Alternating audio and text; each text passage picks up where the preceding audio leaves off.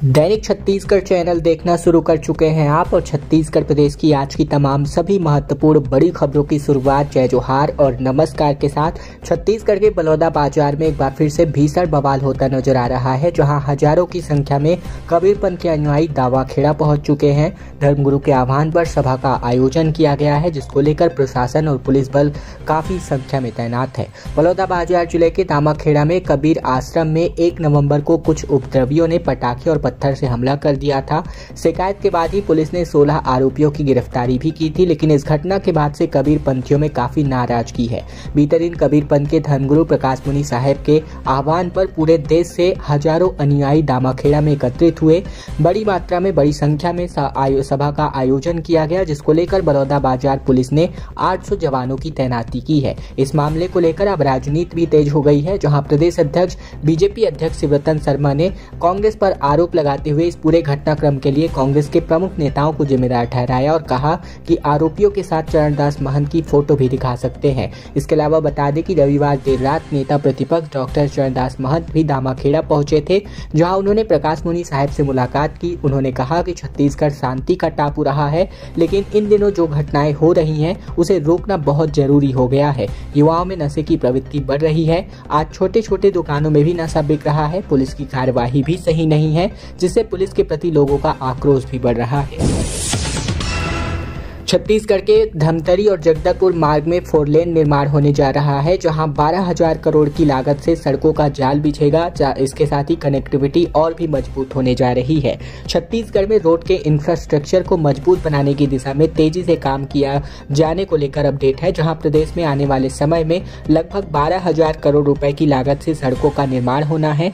केंद्र सरकार ने इन सड़कों को बनाने के लिए राशि मंजूर कर दी है। वहीं इस राशि से 4 प्रमुख राष्ट्रीय राजमार्गों का विकास किया जाएगा, जो राज्य की कनेक्टिविटी को और मजबूत बनाने जा रहा है। इसके अलावा केंद्रीय सड़क निधि के अंतर्गत 908 करोड़ की लागत से 8 कार्यों को स्वीकृति मिल चुकी है, जिसमें केसकाल घाट और धमतरी जगदलपुर मार्ग के 4 लेन चौड़ीकरण का प्रमुख मार्ग शामिल है। इसके अलावा NHAI के अंतर्गत रायपुर विशाखापट्टनम एवं बिलासपुर ओगा पत्थलगांव मार्ग को तय समय में पूरा कर लिया जाएगा। पत्थलगांव से लेकर कुनकुरी और झारखंड बॉर्डर मार्ग को 2 माह के भीतर बनकर तैयार करने की बात है। अन्य सड़कों के विकास कार्यों के लिए भी 1200 करोड़ की अतिरिक्त राशि की स्वीकृति मिली है।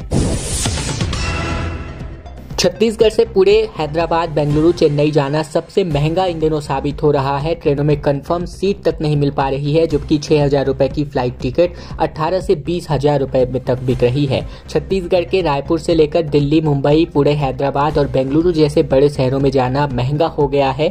ट्रेनों में वेटिंग लिस्ट की जगह लोग फ्लाइट के भरोसे हैं, लेकिन 6 से 8,000 के टिकट 18 से 20,000 रुपए तक में मिल रहे हैं। इससे यात्रियों की परेशानियां दोगुनी से लेकर चौगुनी हो गई हैं। छत्तीसगढ़ से ज्यादातर लोग इन शहरों में काम और पढ़ाई करने के लिए जाते हैं। ऐसे में यात्रियों को 3 गुना किराया देकर जाना पड़ रहा है। ज्यादा कीमतों की वजह से लोग अभी जाने को मजबूर हैं, साथ ही कतरा रहे हैं। 7 नवंबर तक फ्लाइट की कीमतों में भी कम होने की संभावना नहीं है। वहीं ट्रेनों में भी कंफर्म सीटें नहीं मिल पा रही हैं। रायपुर के अपूर्व गुप्ता ने बताया कि उन्हें त्योहार के बाद बेंगलुरु जाना है। ट्रेन में वापसी की टिकटें पहले से बुक थी, लेकिन टिकट कंफर्म नहीं हो पाई है। फ्लाइट का किराया भी 18 से 24,000 रुपए के बीच है और ऐसे में पहले से टिकट बुक कराने का कोई फायदा नहीं मिला और अब महंगी टिकट लेकर यात्रा करना ही एकमात्र ऑप्शन है। इसी तरह अविनाश कुमार रियल एस्टेट के काम से जुड़े हुए हैं, जो उनका कहना है कि जब से वे पुणे से रायपुर आए तब टिकट बुकिंग 10,000 में हुई थी, लेकिन अब वापसी का किराया 16 से लेकर 24,000 रुपए तक के लिए चुकाना पड़ रहा है। छत्तीसगढ़ सहायक समिति कर्मचारी संघ की हड़ताल शुरू हो चुकी है, जिसमें दुर्ग में 3 सूत्री मांगों को लेकर 13,000 कर्मचारियों ने अपना अनिश्चितकालीन धरना प्रदर्शन किया। छत्तीसगढ़ सरकार मर्यादित कर्मचारी संघ ने बीते दिन अनिश्चितकालीन आंदोलन की शुरुआत की है। इसके पहले भी ये लोग अपनी 3 सूत्री मांगों को लेकर 2 बार आंदोलन पहले ही कर चुके हैं, जहां उनकी मांगे पूरी नहीं हुई और अब इसको लेकर ही दुर्ग संभाग के 13,000 से अधिक कर्मचारी दुर्ग के मानस भवन के पास धरने पर बैठ गए हैं। कबीरधाम से आए जिला प्रदेश प्रदेश उपाध्यक्ष छत्तीसगढ़ सहायक समिति के कर्मचारी संघ के अंतर्गत गंगादास मानिकपुरी ने बताया कि सहकारी समितियों के कर्मचारी 3 सूत्री मांगों को लेकर चरणबद्ध तरीके से आंदोलन कर रहे हैं। अपनी मांगों को लेकर उन लोगों ने 18 से 20 अक्टूबर तक काली पट्टी लगाकर काम किया था। इनमें प्रदेश की 2058 समितियों में कार्यरत लगभग 13,000 से अधिक कर्मचारियों ने अपना समर्थन दिया था। इसके बाद भी जब तक उनकी मांगें पूरी नहीं हुई तो उन्होंने 21 और 22 अक्टूबर को 2 दिवसीय सामूहिक अवकाश लेकर जिला मुख्यालय में धरना प्रदर्शन किया था और इस दौरान उन लोगों ने मुख्यमंत्री, खाद्य मंत्री और सहकारिता मंत्री के नाम कलेक्टर को ज्ञापन भी सौंपा था। गंगादास मानिकपुरी का कहना है कि जब तक उनकी मांगें पूरी नहीं हो जाती उनका ये अनिश्चितकालीन आंदोलन जारी रहेगा। छत्तीसगढ़ में हुए सड़क हादसे में बाप बेटे समेत कुल 6 लोगों की मौत हो गई। मुंगेली में यह हादसा हुआ जहां टायर फटने की वजह से बोलेरो अनियंत्रित होकर पलट गया, जिसमें 3 मौत। वहीं सक्ती में 3 लोगों को ट्रेलर ने अपनी चपेट में ले लिया। छत्तीसगढ़ में हुए 2 अलग अलग सड़क हादसे में कुल 6 लोगों की जान चली गई, जबकि 4 लोग गंभीर रूप से घायल हैं। मुंगेली के सरगांव थाना क्षेत्र के अंतर्गत बोलेरो पलटने से बाप बेटे समेत कुल 3 लोगों की जान चली गई, तो वहीं सक्ती जिले के डभरा थाना क्षेत्र में ट्रेलर ने 3 युवकों को कुचल दिया, जिससे दोनों की मौके पर ही मौत हो गई, जबकि एक की अस्पताल ले जाते वक्त ये भीषण मौत हुई है। मिली जानकारी के मुताबिक कार सवार रायपुर से बिलासपुर की ओर जा रहे थे, जो वहीं सरगांव के पास पहुंचे थे तभी Bolero Raipur Bilaspur national highway 130 पर बने गड्ढे से निकले छड़ से बोलेरो का टायर फट गया और इससे बोलेरो अनियंत्रित होकर के पलट गई। हादसे में 3 लोगों की मौके पर ही जान चली गई, तो वहीं 4 के हालात नाजुक बताए जा रहे हैं। घटना की सूचना मिलते ही सरगांव पुलिस मौके पर पहुंची। घायलों को राहगीरों की मदद से पुलिस ने बोलेरो से बाहर निकाला, जबकि एम्बुलेंस के माध्यम से बिलासपुर सिम्स भेजा गया, जहां उनके गंभीर हालात बने हुए हैं। वहीं मृतकों की पहचान हो गई है, जिसमें बिसरू साहू, पुन्नू साहू और साथ ही छबीलाल साहू, साथ ही बात करें इंद्रपाल उर्फ मोटू, भगत राम पाल की जान गई है। वहीं घायलों में रुक्मणी साहू, यू प्रसाद और महेश शामिल है।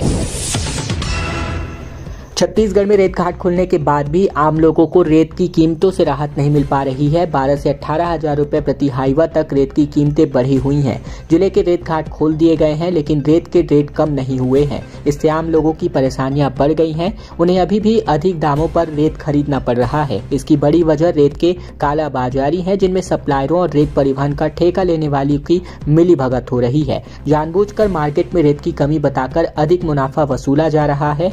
मीडियम रेत की कीमत 20 से 22,000 रुपए है, वहीं बारीक रेत की कीमत 28 से लेकर 30 रुपए प्रति फीट बेचा जा रहा है। इस पर खनिज विभाग कोई एक्शन नहीं ले रहा है।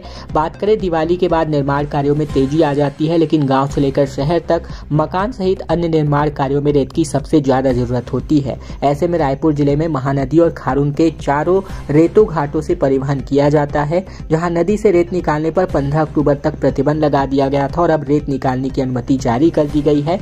ठेकेदारों ने रेत परिवहन का कार्य शुरू कर दिया था और आधा दर्जन से अधिक रेत घाटों से रेत परिवहन शुरू कर दिया गया है। बिलासपुर में एशिया का सबसे बड़ा स्थायी छठ घाट निर्मित हो चुका है, जहां दिवाली के बाद अब छठ महापर्व की तैयारियां अंतिम चरणों में है। आज से नहाय खाए के साथ ही इस रस्म की शुरुआत होने जा रही है। दिवाली के बाद अब देश भर में 5 नवंबर से छठ पर्व की महाशुरुआत होने जा रही है, जिसकी तैयारियां अब अंतिम दौर में कंप्लीट हो चुकी हैं। मुंबई का जुहू चौपाटी क्षेत्रफल के लिहाज से देश का सबसे बड़ा छठ घाट है, लेकिन ये स्थायी नहीं है। वहीं अगर बात करें छत्तीसगढ़ के बिलासपुर की, तो ये पूरे एशिया का सबसे बड़ा स्थायी और व्यवस्थित छठ घाट है, जहां 50,000 से ज्यादा श्रद्धालु एक साथ छठ पूजा करने आते हैं। त्योहार से पहले यहां अरपा नदी की महाआरती की जानी है। बिहार, झारखंड और उत्तर प्रदेश में छठ पर्व ज्यादा मनाया जाता है, लेकिन पिछले 1 दशक से छत्तीसगढ़ में भी ये उत्साह काफी देखा जा रहा है। शहर में बसे पूर्वांचल के लोगों के साथ ही स्थानीय लोग भी इससे मनाने लगे हैं। वहीं अगर हम बात करें तो नहाय खाए की रस्म अदायगी आज शुरू होने जा रही है। छठ घाट की सफाई और रंग रोगन के काम में अब कंप्लीटेशन होता हुआ दिखाई दे रहा है। तैयारियों का निरीक्षण करके सभी को जिम्मेदारियां आयोजन समिति ने सौंपी है। रायगढ़ में कोयला और फ्लाई ऐश वाहनों से लोग परेशान हैं, जिसकी वजह से बाइक रैली निकाल करके कहा कि 15 दिनों में अगर समस्याओं का समाधान नहीं होता है तो एक बार फिर चक्का जाम करेंगे। छत्तीसगढ़ के रायगढ़ में अब कई उद्योग स्थापित हो चुके हैं। ऐसे में ग्रामीण इलाके के लोग अब उनमें चलने वाले कोयला और फ्लाई ऐश वाहनों की वजह से परेशान हैं। बीते दिन बड़ी संख्या में ग्रामीणों ने बाइक रैली निकालकर कलेक्ट्रेट तक ज्ञापन सौंपा। कलेक्टर को आवेदन सौंपकर 15 दिनों के भीतर समस्याओं का समाधान करने की मांग करी। छत्तीसगढ़ निजी कोयला खदान किसान मजदूर संघ के साथ ही करीब 10 से अधिक गांव के ग्रामीण बाइक रैली निकालकर बीते दिन कलेक्ट्रेट पहुंचे, जहां इन्होंने बताया कि तमनार ब्लॉक के कई गांव के लोग कोयला और फ्लाई ऐश वाहनों के कारण समस्याएं झेल रहे हैं। लोग लगातार क्षेत्र में हो रही दुर्घटनाएं की वजह से परेशान है, तो वहीं भारी वाहनों के आवागमन के कारण पूरे क्षेत्र में अशांति फैली है। उन्होंने बताया कि पूर्व में भी आवेदन सौंपकर समस्याओं का निराकरण करने संबंधित मांग की गई थी, लेकिन अब तक इस पर कोई भी ध्यान नहीं दिया गया और इस बार एक बार फिर से दोबारा यहां पहुंचकर इन्होंने कलेक्टर के नाम आवेदन सौंपा है। छत्तीसगढ़ राज्योत्सव का आगाज हो गया, जहां मध्य प्रदेश के सीएम ने नगाड़ा बजाकर इस आयोजन की शुरुआत करी। मोहन यादव ने कहा कि पिछली सरकारों ने छोटे मन से काम किया था। दरअसल छत्तीसगढ़ राज्योत्सव 2024 का आयोजन हो गया है, आगाज हो गया है, जहां एमपी के सीएम मोहन यादव ने नगाड़ा बजाकर इस कार्य का शुभारंभ किया। इस दौरान एमपी के सीएम मोहन यादव ने भी कहा कि पिछली सरकारों ने छत्तीसगढ़ में छोटे मन से काम किया था। वहीं सीएम साय ने कहा कि मध्य प्रदेश और छत्तीसगढ़ का प्रेम सगे भाइयों के जैसा है। छत्तीसगढ़ लोक गायक लक्ष्मण मस्तूरिया के गीत और भजन की प्रस्तुतियां ने भी यहां पर लोगों का मन मोहा, जबकि कलाकारों ने सुआ और कर्मा का डांस प्रस्तुत किया। रजनी रजक की लोक गाथा पर आधारित ढोला मारू की प्रस्तुति, रेवा परेवा जादूगरनी की कहानी को गायन विधा में कलाकारों ने दिखाया। साथ ही मंच पर गृह मंत्री विजय शर्मा, विधानसभा अध्यक्ष डॉक्टर रमन सिंह भी मौजूद नजर आए। इसके अलावा बॉलीवुड सिंगर की प्रस्तुति भी अब शुरू होने जा रही है। छत्तीसगढ़ में लॉ एंड ऑर्डर के सवालों से भाजपा प्रदेश अध्यक्ष घिर गए, जहां किरण सिंहदेव ने कहा कि ये पिछले 5 सालों का असर है, बड़े कांड के पीछे कांग्रेस का हाथ है। दरअसल छत्तीसगढ़ में कानून व्यवस्था के मसले पर भाजपा प्रदेश अध्यक्ष किरण सिंहदेव ने बीते दिन प्रेस कॉन्फ्रेंस ली, जहां रायपुर के जिला भाजपा कार्यालय एकात्म परिसर में तकरीबन 18 मिनट तक चले इस प्रेस कॉन्फ्रेंस में भाजपा प्रदेश अध्यक्ष को मीडिया ने बढ़ती क्राइम की घटनाओं को लेकर घेरा। एक के बाद एक आ रहे सवालों के जवाब में ज्यादातर वो यही कहते दिखे कि सरकार संज्ञान ले रही है, कार्यवाहियां कर रही हैं, आगे व्यवस्था और भी बेहतर करी जाएगी। मीडिया ने जब पूछा कि मौजूदा समय में क्राइम पर कंट्रोल क्यों नहीं हो रहा, घटनाएं एक के बाद एक बढ़ती क्यों दिख रही हैं, इस पर भाजपा प्रदेश अध्यक्ष किरण सिंहदेव ने कहा कि ये पिछले 5 सालों का असर है। जिस तरीके से कांग्रेस ने अपराधियों को संरक्षण दिया, भ्रष्टाचार अनाचार की घटनाएं होती रही, ये सब जाते जाते समय लगेगा, सरकार संज्ञान लेगी। ये बात करें तो इन्होंने भाजपा प्रदेश अध्यक्ष ने मीडिया के सामने कही। बलौदाबाजार हिंसा मामले में अब देवेंद्र यादव की रिमांड 11 नवंबर तक बढ़ा दी गई है। वीडियो कॉन्फ्रेंसिंग के जरिए पेशी की गई, जहां 13 नवंबर को हाई कोर्ट में जमानत याचिका पर एक बार फिर से सुनवाई होनी है। छत्तीसगढ़ के बलौदाबाजार में हुए आगजनी और हिंसा मामले में जेल में बंद कांग्रेस विधायक देवेंद्र यादव की पुलिस रिमांड अब 11 नवंबर तक के लिए बढ़ा दी गई है। वीडियो कॉन्फ्रेंसिंग के जरिए न्यायालय में इनको पेश किया गया। पुलिस ने जाँच की बात की और अभी बाकी कहते हुए दोबारा समय मांगा है। पुलिस ने अब बात करें तो यहाँ 13 नवंबर को हाई कोर्ट में एक बार फिर से यादव की पहली जमानत याचिका पर सुनवाई होगी। इसके पहले 7 अक्टूबर को पेशी के दौरान पुलिस ने 5 पूरक चालान पेश किया था, जिसमें देवेंद्र यादव का चालान नहीं था। देवेंद्र के वकील ने पुलिस पर चालान पेश करने का दबाव बना दिया है, जबकि बलौदाबाजार पुलिस ने अब तक चालान पेश नहीं किया हुआ है। पंडित धीरेन्द्र कृष्ण शास्त्री 11 परिवारों की इन्होंने घर वापसी कराई। बात करें छत्तीसगढ़ की तो यहाँ इन्होंने कहा कि गैर हिंदुओं को कुंभ मेले में प्रवेश वर्जित कर दिया जाए। सीएम साय से भी इन्होंने मुलाकात करी है। बागेश्वर धाम के पीठाधीश्वर पंडित धीरेन्द्र कृष्ण शास्त्री ने छत्तीसगढ़ में ईसाई धर्म अपना चुके लोगों की घर वापसी करवाई, जबकि कांकेर में भाजपा नेता प्रबल प्रताप जुदेव और सांसद भोजराज नाग भी मौजूद नजर आए। पंडित धीरेन्द्र कृष्ण शास्त्री मन से मंत्रोच्चार कर रहे थे और 11 परिवारों के लोगों को एक बार फिर से हिंदू धर्म में इन्होंने वापसी कराई। दावा किया गया कि ये सभी ईसाई बन चुके थे। मंत्र पढ़कर सभी के पैरों को धोकर इन्हें फिर से हिंदू बनाया गया। बीते दिन बागेश्वर धाम के पंडित धीरेन्द्र कृष्ण शास्त्री ने मुख्यमंत्री विष्णुदेव साय से भी मुलाकात करी, जहां रायपुर के मुख्यमंत्री निवास में काफी देर तक दोनों के बीच चर्चाएं होती रही। मुख्यमंत्री विष्णुदेव साय ने भगवान बजरंगबली की प्रतिमा भी पंडित धीरेन्द्र कृष्ण शास्त्री को स्मृति चिन्ह के तौर पर सौंपा। दरअसल 2 दिनों से पंडित धीरेन्द्र कृष्ण शास्त्री रायपुर और कवर्धा के दौरे पर थे। पंडित शास्त्री ने महाकुंभ में मुसलमानों की एंट्री को लेकर कवर्धा और रायपुर में बयान जारी किया, जिसकी वजह से एक बार फिर से सुर्खियों में आ चुके हैं।